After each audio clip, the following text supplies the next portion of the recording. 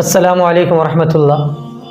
मैं आज उन नमाजी के ताल्लुक़ से बात करूँगा जो बहुत अजीब अंदाज से आते हैं, बगैर टोपी के आएंगे, बाइक चला के किक मारेंगे, जल्दी से वज़ू बनाएंगे, फ़र्ज़ अदा करेंगे, अब मस्जिद में ऐसे खड़े होंगे जैसे बस स्टैंड में किसी हसीना के इंतज़ार में खड़े हों, जल्दी जल्दी नमाज़ पढ़ेंगे, 2 रकात निकलेंगे बाहर, ले अल्लाह मियाँ मैंने सजदा तेरे हवाले कर दिया, मैं चल रहा।